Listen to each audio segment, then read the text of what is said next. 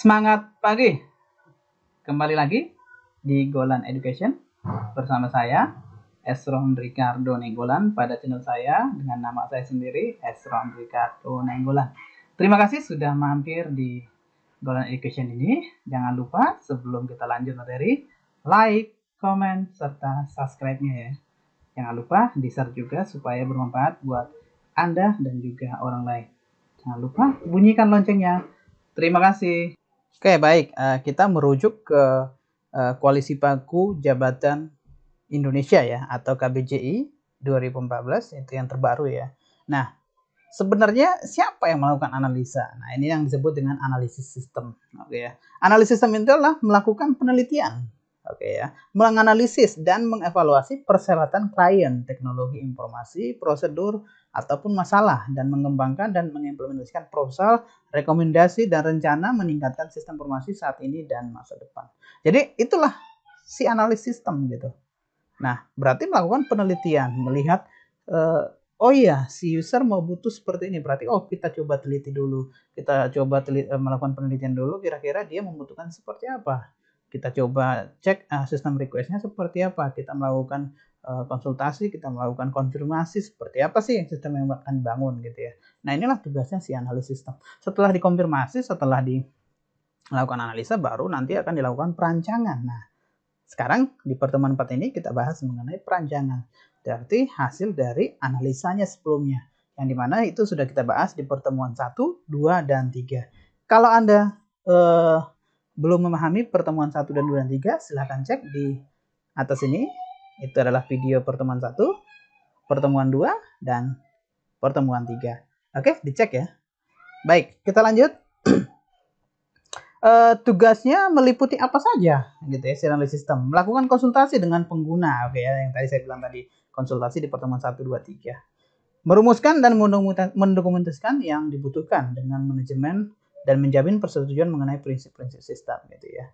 Yang kedua, mengidentifikasi dan menganalisis proses bisnis. Nah, seperti yang kita buat di pertemuan sebelumnya, ada di video saya yang mengenai program bisnis gitu ya. Prosedur dan kegiatan kerja.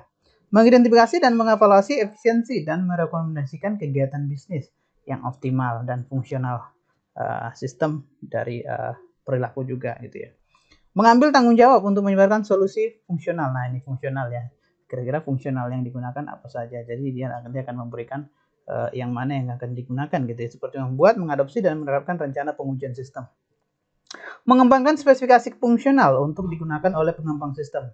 Memperluas atau memodifikasi sistem untuk meningkatkan arus kerja atau menjalankan tujuan baru gitu ya. Yang ketujuh, mengkoordinasi dan menghubungkan sistem komputer gitu ya dalam organisasi untuk meningkatkan kompatibilitas. Oke, itulah si analis sistem gitu ya. Jadi untuk melakukan perancangan sistem itulah tugasnya si analis sistem. Oke, ingat di dalam membangun perangkat lunak ada dua perancangan, yaitu perancangan sistem dan perancangan program. Perancangan sistem ini lebih ke blueprintnya, membuatkan sebuah gambaran mengenai sistem tersebut. Nanti akan digambarkan menggunakan misalnya UML, sedangkan kalau perancangan program itu adalah dari hasil analisanya tadi dijadikanlah ke sebuah program gitu ya, diprogram lah gitu ya. Oke, itu perbedaannya. Sedikit kembali lagi ke tentang analisis sistem ini. Inilah contoh jabatan di klasifikasi analis sistem, yaitu ilmuwan komputer, desain sistem, konsultan sistem, analis bisnis gitu ya. Beberapa jabatan yang terkait yaitu adalah administrator sistem, analis jaringan, analis komunikasi atau komputer gitu ya.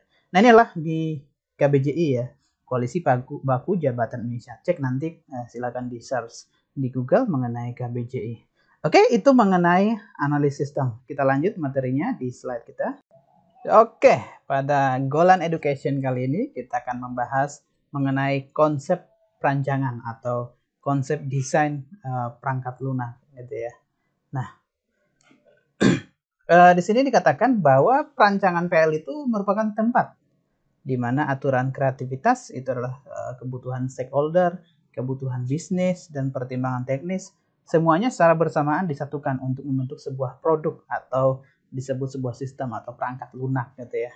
Nah, perancangan menciptakan representasi atau model PL. Jadi di sini kita ingin membuat sebuah model atau sebuah perancangan atau desain nantinya gitu ya. Nah, di sini dikatakan bahwa model perancangan memberikan detail tentang arsitektur, struktur data, antarmuka dan komponen yang diperlukan untuk mengimplementasikan sistem gitu ya. Nah, kita masuk ke tujuannya, yaitu tujuan perancangan PL ini adalah untuk menghasilkan sebuah model atau representasi PL yang memperlihatkan kekuatan komoditi dan juga keamanannya. Oke, berarti sini sudah Anda tahu bahwa si analis sistem lah yang melakukan di sini tadi dikatakan bahwa kebutuhan stakeholder, kebutuhan bisnis, dan pertimbangan teknis semuanya secara bersamaan disatukan dan membentuk sebuah produk atau sistem PL. Berarti sebelum terbentuk itu penyatuan daripada analisisnya itu dilakukan oleh si analis sistem. Oke ya, jadi jangan nanti bertanya-tanya siapa yang melakukan perancangan, apakah programmer gitu ya. Nah, di banyak pihak juga sebenarnya programmer bisa juga langsung menjadi seorang analis karena tingkatannya lah dari programmer ke analis, dan seorang analis harus bisa juga dan memahami programmer dan memahami jiwa atau bisa membuat sebuah program gitu ya, tapi lebih intinya dia adalah seorang analis. Oke ya, baik. Kita lanjut ke model perancangannya gitu ya. Nah, perancangan itu ada perancangan data atau kelas gitu ya. Jadi nanti di sini ada pemodelan kelas yang ini nanti menjadi realisasi ke dalam implementasi PL-nya gitu ya. Jadi ada kelas-kelas yang digunakan gitu. Dan ada pembentukan pemetaan yang mana saja bagian ini, bagian ini, bagian ini. Contoh di bagian penjualan gitu ya. Berarti ada nanti di situ ada kelas-kelas yang digunakan, misalnya kelas untuk penjualan, kelas untuk misalnya master, kelas untuk misalnya untuk pembelian, kelas untuk stok barang dan lain sebagainya. Maka nanti akan dibuat berdasarkan kelas-kelasnya. Ada juga di sini memodelkan objek, oke ya. Oke ya, siapa saja nanti yang melakukan aktivitasnya. Misal tadi kita ingin membuatkan perangkat lunak untuk penjualan, berarti siapa nanti objeknya di sana gitu ya. Nah, kira-kira yang melakukan aktivitas perancangan itu siapa nantinya. Oke, selain daripada perancangan data atau kelasnya gitu ya, dilanjut lagi dengan perancangan arsitekturnya. Bagaimana arsitektur yang ada di dalam perangkat lunak tersebut. Di sini adalah mendefinisikan hubungan antara elemen struktural utama dari PL, gaya, pola arsitektur yang dapat digunakan untuk mencapai kebutuhan yang ditentukan oleh untuk sistem gitu ya, dan kendala mempengaruhi cara di mana arsitektur dapat diimplementasikan. Jadi sini nanti kita menggambarkan arsitekturnya seperti apa. Tadi kan kelasnya sudah ada, model datanya sudah ada, berarti bagaimana arsitekturnya gitu ya. Nah, selanjutnya kita rancanglah antarmukanya. Kalau arsitekturnya sudah terbentuk tadi, misal arsitekturnya adalah nanti kita bangun sistemnya misalnya lah berbasis website gitu ya. Berarti kita butuh server. Berarti nanti untuk menjangkau server berarti adalah klien gitu, ada klien gitu ya. Berarti di server tersebut ada nanti contohnya lah arsitekturnya, kita gambarkan konsep datanya seperti apa, menggunakan apa gitu ya, kontrolnya seperti apa dan lain sebagainya. Oke, itu di arsitektur. Sekarang kita lanjut ke perancangan antarmuka. Nah, antarmuka ini adalah lebih ke tampilan gitu ya, antarmuka tampilannya gitu ya, menggambarkan bagaimana PL berkomunikasi dengan sistem dan dengan manusia yang menggunakannya. Nah, antarmuka adalah tampilannya atau istilah sederhananya form-formnya atau desainnya gitu. Oke, kalau ingin mempelajari bagaimana cara membuat antarmuka ketika melakukan analisa, silahkan tonton video saya nih. Video saya silahkan ditonton. Itu cara membuat mockup dengan menggunakan Balsamiq untuk membuat sebuah website. Itu ada mockupnya. Silahkan tonton ya. Jangan lupa. Oke, jangan lupa like, comment, serta share-nya juga. Oke, baik. Nah, antarmuka menyirat aliran informasi, misal data atau kontrol dan jenis perilaku sistem, perilaku tertentu gitu ya. Jadi di sini ada data dan juga kontrol atau proses yang nantinya ketika diklik ini muncul ini kayak gitu ya. Ada ketika diklik ini berarti muncul data gitu ya. Nanti prosesnya seperti apa? Dia menarik data dari database dan lain sebagainya. Itu di antarmuka gitu ya. Ada logic di dalamnya gitu ya. Nah, selanjutnya bagaimana cara proses perancangan tersebut gitu ya. Mari kita lihat. Oke, proses perancangan berarti bagaimana dari hasil analisa tadi kita buatkan ke perancangan desainnya gitu ya. Oke, atau desain sistemnya gitu ya. Nah, perancangan PL di sini dikatakan bahwa proses yang bersifat iteratif di mana spesifikasi kebutuhan itu yang fungsional kemarin ya, itu diterjemahkan menjadi blueprint atau gambaran. Oke ya, blueprint itu gambaran. Oke ya, gambaran dari apa nih? Dari membangun PL nanti gitu ya. Jadi dari gambaran inilah nanti yang akan diberikan ke programmer. Oke ya, jadi paham alurnya nantinya. Blueprint ini menggambarkan pandangan holistik PL, yaitu perancangan diwakili pada tiap-tiap abstraksi yang tinggi pada tingkat yang dapat langsung ditelusuri ke tujuan dan data lebih rinci, fungsional, dan kebutuhan perilaku. Itu yang namanya blueprint. Jadi semuanya di situ ya, mulai dari tadi ditelusuri sistemnya, tadi ada juga dikatakan di sini datanya, fungsional, dan juga kebutuhan perilaku. Apa yang nanti akan dilakukan oleh sistem ketika ada sebuah proses gitu ya. Oke. Di sini ada atribut-atribut dari kualitas PL. Ketika kita ingin melakukan desain berarti ada atribut-atribut kualitasnya. Yang pertama adalah perancangan PL harus menerapkan semua spesifikasi kebutuhan secara eksplisit gitu ya. Jadi tergambarkan secara eksplisit ada dalam model kebutuhan, mengakomodasi semua spesifikasi kebutuhan implisit yang diinginkan oleh stakeholder gitu ya. Yang kedua, perancangan PL harus menghasilkan produk kerja yang mudah dibaca dan dimengerti oleh bagi mereka yang membuat kode-kode program. Nah, ini tadi. Jadi harus mudah dimengerti tuh produk kerjanya atau cara kerjanya, logikanya gitu ya, logikanya. Itu nanti yang akan dibuat oleh si programmer gitu ya. Yang ketiga adalah perancangan PL harus menyediakan gambaran lengkap tentang PL. Jadi jangan nanti dianalisanya separuh-separuh, nanti bingung programmernya, hasilnya jadi nggak sesuai gitu ya.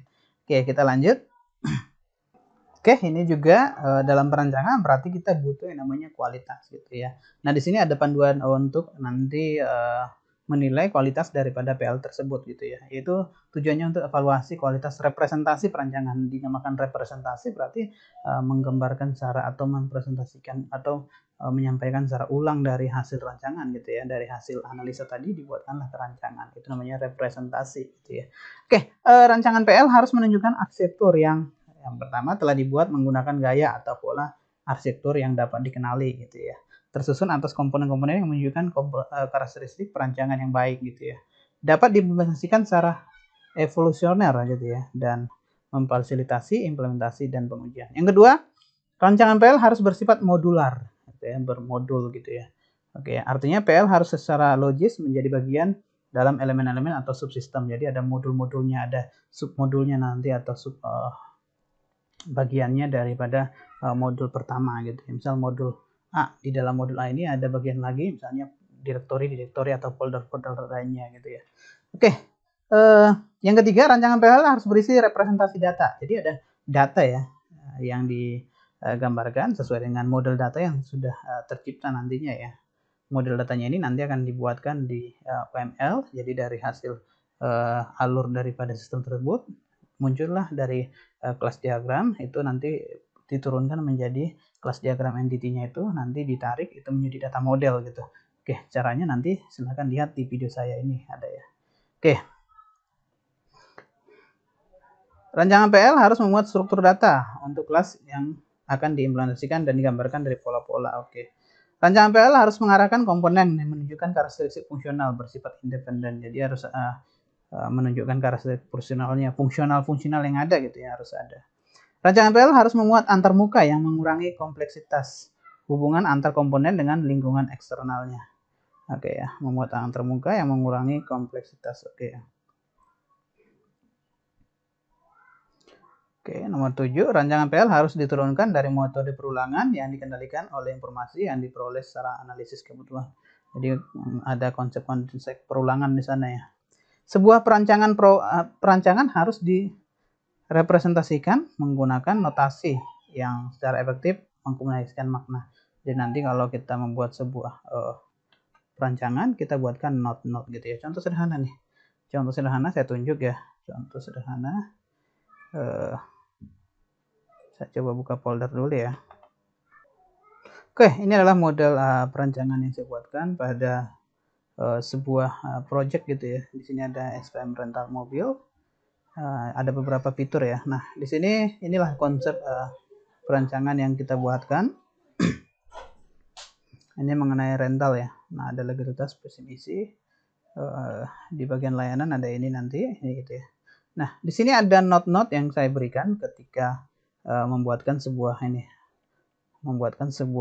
desain gitu ya. Ini ada note-note-nya. Oke ya. Ini note-note-nya di sini. Oke ya. Sehingga apa? Proses bisnisnya itu, logikanya itu bisa nanti tersampaikan ke programmer gitu ya. Nih ada note-note-nya yang layar kuning ini gitu ya. Oke. Ini ada sekitar, ini nanti ruang administratornya, jadi digambarkan dengan seperti ini gitu ya. Dan ini cukup lumayan banyak ya, ada sekitar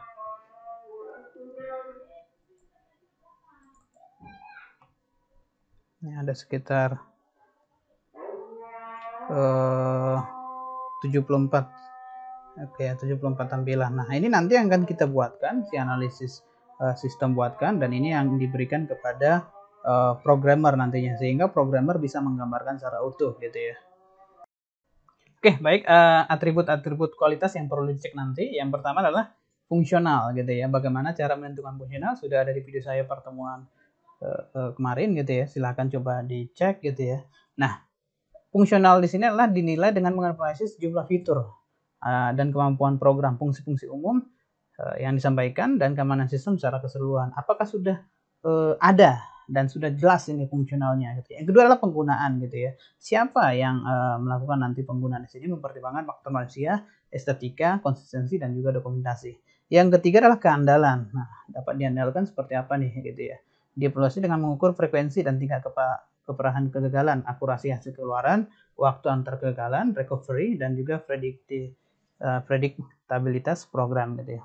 Ada juga kinerja gitu ya, prosesnya seperti apa gitu ya. Jadi ini adalah sebuah atribut kualitas. Ada daya dukung, nanti didukung atau apakah mampu beradaptasi dengan kebutuhan pengguna, atau beradaptasi dengan software ataupun hardware lainnya gitu ya. Oke, itu kualitas, atribut-atribut kualitas. Kita lanjut ke konsep-konsep perancangannya. Nah, seperti apa konsep perancangan? Sehingga nanti bisa tersediakannya kebutuhan si sistem tersebut atau si perangkat lunak tersebut gitu ya. Yang pertama adalah kriteria yang digunakan untuk membagi PL menjadi komponen bersifat mandiri gitu ya. Yang kedua, rincian fungsi atau struktur data dapat dipisahkan dari representasi konseptual. Yang ketiga, kriteria yang digunakan untuk mendefinisikan kualitas teknik perancangan PL. Jadi kriteria yang digunakan seperti apa gitu. Dia memilih kriteria yang mana nih? Karena kriteria itu ada banyak pilihan gitu ya. Nanti kan kita lihat ada kriteria apa saja. Di sini ada abstraksinya gitu ya. Ada arsitektur, ada pola, ada pemisahan, dan juga modularitas, oke ya, dan penyembunyian informasi, identifikasi fungsional, oke ya, dan penghalusan. Ada juga refaktorisasi gitu ya. Oke, itu beberapa kriteria yang nantinya akan kita pilih.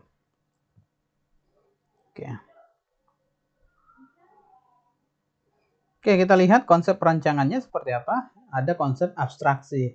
Jadi di abstrak dia dibuatkan sebuah kesimpulan, artinya dibuat lebih sederhana gitu ya.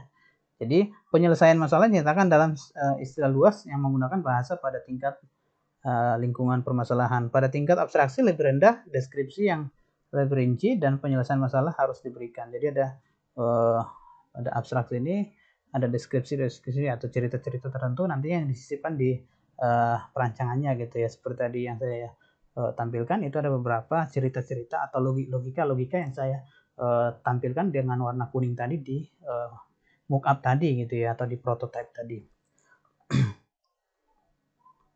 Yang kedua, arsitektur gitu ya. Struktur keseluruhan PL dan cara bagaimana struktur tersebut memberikan integritas konseptual untuk suatu sistem PL gitu ya. Jadi di sini menggambarkan secara keseluruhan strukturnya seperti apa gitu ya. Oke, ada juga nanti merupakan di sini struktur atau organisasi dari komponen program atau modul yang menjelaskan bagaimana komponen-komponen tersebut berinteraksi. Jadi nanti ada modul-modul tertentu yang dihubungkan kemana saja nih gitu ya. Misal tadi seperti modul, misalnya modul untuk misalnya contohnya untuk desain tampilannya, tampilan untuk yang di depan gitu ya. Berarti itu view gitu ya. Nah, ada juga nanti dibuatkan di view itu ada sub direktorinya atau subfoldernya. Misalnya nanti view untuk misalnya tampilan utama, tampilan master, tampilan transaksi atau apa. Nah, jadi menggunakan konsep modul dia.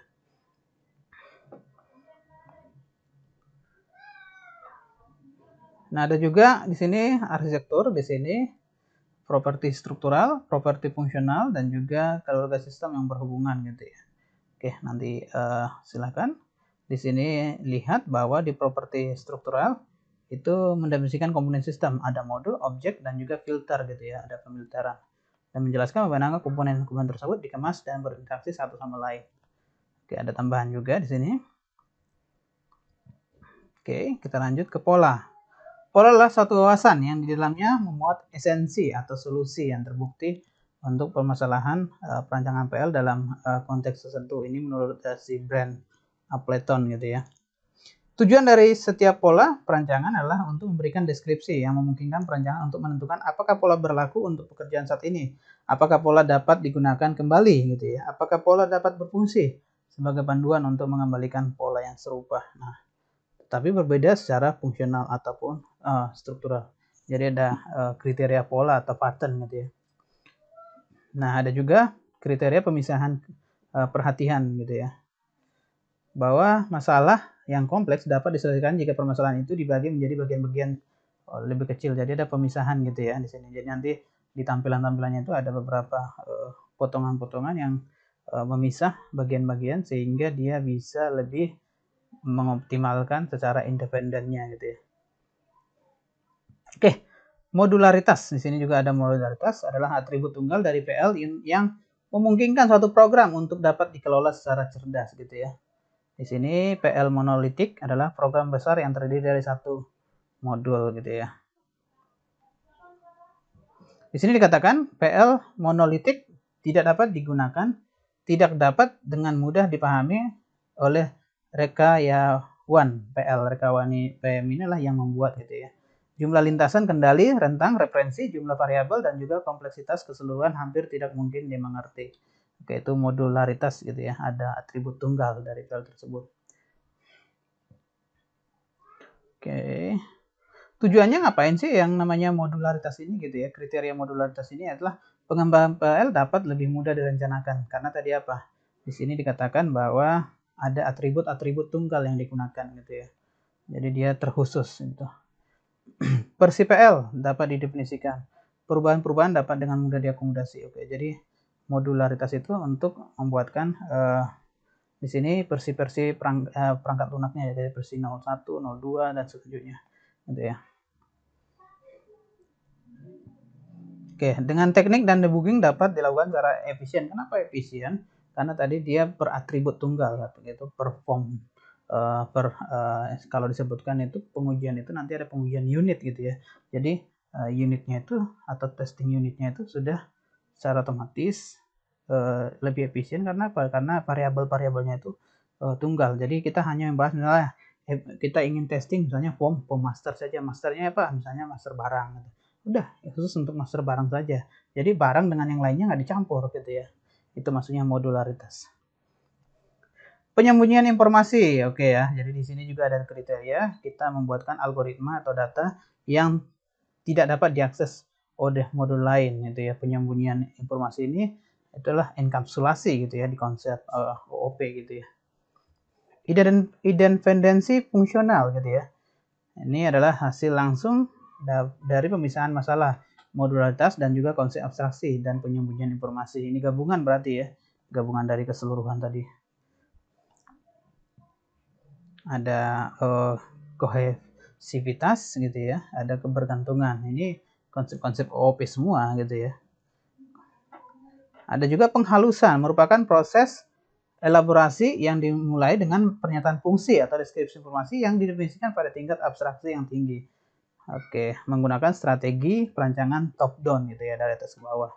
Oke ya, penghalusan. Oke. Ada juga refaktorisasi. Refaktorisasi adalah teknik reorganisasi perancangan PL yang bertujuan untuk menyederhanakan perancangan atau kode. Nah, ini. Jadi untuk perancangan kode dari komponen tanpa harus mengubah fungsi atau perilaku. Oke, refaktorisasi seperti tadi adalah dia itu menyederhanakan perancangan atau kode gitu ya tadi ya. Contohnya adalah di sini menemukan redundansi, menemukan elemen perancangan yang tidak digunakan. Jadi ada juga elemen-elemen yang kita buatkan tapi itu sebenarnya nggak penting gitu. Menemukan redundansi, kerangkapan data. Misal contohnya di data barang sudah ada nama barang, tapi di transaksi, di tabel transaksinya kita buatkan lagi ada nama barang gitu. Nah itu nggak boleh gitu ya. Nah itu berarti nanti pengecekan seperti itu harus perlu karena nanti model datanya juga kita harus tunjukkan. Jadi namanya membuat blueprint itu bukan hanya tampilan misalnya sistemnya, tapi juga tampilan model datanya atau istilahnya adalah disebut dengan konsep database-nya nantinya gitu ya. Menentukan struktur data. Nah ini struktur datanya juga sudah jelas yang tadi gitu ya. Menentukan algoritma yang tidak efisien. Jadi kita tentukan kira-kira nih mana nih yang nggak pakai gitu ya. Jadi ada beberapa algoritma yang sebenarnya nggak perlu itu, tinggal masuk saja ke algoritmanya. Cuman ada beberapa algoritma yang dibuatkan gitu padahal nggak penting, itu bisa dihapus. Oke, menemukan kegagalan perancangan lainnya yang dapat diperbaiki untuk menghasilkan perancangan. Contoh nih sini nih. Di sini ada harga di sini ya, ada harga. Oke, pendefinisian data. Di sini ada harga. Sementara di sini ada harga juga nih di transaksinya. Ini model data ya. Ini entity barang, ini entity transaksi gitu. Nah, ini nggak boleh seperti ini. Oke ya. Contoh lagi di sini nih, oke ya. Customer melakukan pembayaran, customer melakukan order. Nah, harusnya yang benar adalah customer melakukan order, dari order nanti baru melakukan pembayaran gitu ya. Itu yang benar. Karena di sini dikatakan bahwa customer dapat melakukan pembayaran padahal belum melakukan transaksi. Nah, harusnya transaksi order dulu baru pembayaran. Oke, baik, itu saja di metode di perancangan PL ini yang kita pelajarin. Untuk lebih jelasnya, di pertemuan besok atau pertemuan berikutnya atau di video berikutnya kita akan membahas bagaimana merancang sebuah sistem itu. Nanti dimulai dengan menggambarkan UML-nya, menggambarkan datanya, model datanya, dan juga nanti kita implementasikan ke dalam sebuah program.